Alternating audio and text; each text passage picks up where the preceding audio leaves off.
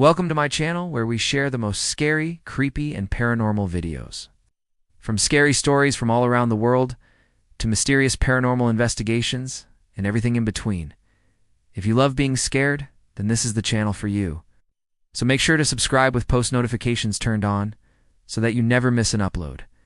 Today's video is going to be one of the scariest ones that I have ever uploaded onto my channel. This story comes from a Reddit user. I was only 18 years old at the time, living with my mom, dad, and 2 older brothers. I always had an unexplainable feeling in our house. My parents just put it down to my overactive imagination. Since I was a kid who loved horror movies and reading ghost stories, I had a small bedroom with 2 large mirrors on either side of the room, one next to my bed and the other next to my wardrobe. They were both antique, full-length, framed mirrors, ornate but very old. My parents bought them from some random antique store when I was very young. I never liked those mirrors. They always gave me the creeps. It didn't help that they reflected an image of myself that was slightly distorted, like looking through water that's rippling or something. The mirror on the wardrobe was also really dusty. No matter how many times I cleaned it, there would always be dust on it the next morning. And if I cleaned it after dark, I'd find handprints on it in the morning. Never my prints, just someone else's.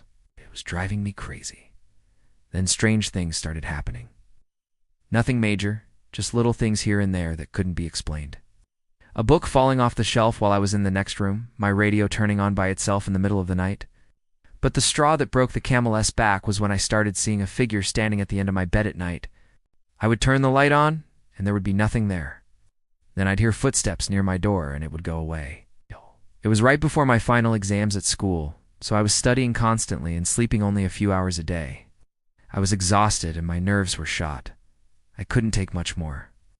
I told my mom about what was happening, and she told me that I should ignore it because it probably wasn't anything. She said that I needed to get my head in the game if I wanted to do well on my exams. So I went back to studying and trying to block out the weirdness in my room. One night I was studying until 4 a.m., and I must have fallen asleep at my desk because the next thing I remember is waking up in my bed fully clothed and disoriented. When I looked around the room, I noticed that my window was open, and I remembered not closing it before I went to sleep. I sat up in bed and tried to rub the sleep from my eyes, then looked over at the mirror next to my bed. That's when I saw her. Standing directly behind me was the woman from my nightmares. In the mirror, I could see the pale, gaunt face of an old woman leering at me. Her eyes burned into my skull. Her arms were long and gnarled like the branches of an old tree, and her mouth was stretched open in a silent scream. But I knew she was screaming at me. I could feel the rage coming from her, even though she hadn't made a sound. I don't know how long we just stared at each other like that, but it felt like hours. I couldn't move, couldn't speak, couldn't breathe. I was frozen in place by the sheer terror that was gripping me. Finally, she turned and walked away slowly. She walked past my wardrobe mirror, and I saw her reflection for just a moment. Then she was gone. I immediately got out of bed and ran to the bathroom down the hall.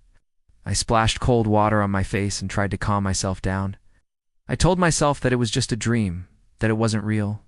But when I turned to leave the bathroom, I saw her reflected in the mirror. She was standing in the doorway of my bedroom watching me. I screamed and fell to the ground, shaking and sobbing. I got up and ran to my bedroom to confront whatever was in there. I flung the door open and found nothing. All of my furniture was where I had left it, but the mirror on my wardrobe was covered in the same dust that it had been the night before, and in the corner of the glass I saw the outline of a handprint. It was my handprint. I didn't see the creature again that night, but every night after that, it paid me a visit. It would stand in the corner of my room watching me, its eyes burning into mine. Sometimes it would walk towards me and I would scream and hide under my covers until it went away. Then one night I had enough. I was tired of living in fear. I was tired of being watched. So I decided that I was going to fight back. I took down the mirror using every bit of strength that I had left in me and smashed it on the floor. The shards hit the bed and the walls, but none of them cut me. I didn't care. I was too busy staring at the shards in the mirror. As I stood there watching them, the creature came towards me and I screamed. I don't know what I expected would happen, but it didn't. Instead of attacking me, it looked at the broken mirror and let out a blood-curdling scream. It was the most horrible sound that I have ever heard in my life. It sounded like nails on a chalkboard, like a cat being strangled, like a woman giving birth. Then it vanished. I picked up the shards and threw them in the trash. The next morning, my mom came in to check on me because she knew that I had unslept the night before, and she found the broken mirror. She was furious and told me that I was grounded until I replaced that mirror. I told her about what happened, but she just rolled her eyes and said that I was making stuff up again. The mirror is still broken, and I haven't replaced it, but I haven't seen her since. That was terrifying. What do you think happened to the girl in the story? Let me know your thoughts. But now it's time to look at some comments. Oh my God. This one from Redditor, Mr. Bungle says, did she break the mirror with her bare hands? Because OP said she had no super strength and she broke it. Well, yeah, you can tell by these tiny little scratches on my hands. This next one from a different user says, I think the best way to approach this story is assuming OP is telling the truth. If he is, then his mother has a sick addiction to ignoring reality. You know, there are signs everywhere. You see a handprint on a mirror, someone else's handprint in the morning, books fly off shelves, radios turn on by themselves. But instead of saying, hey, maybe there's something weird going on, she just tells her son that he's lying to her and doesn't even try to investigate. What kind of monster does that?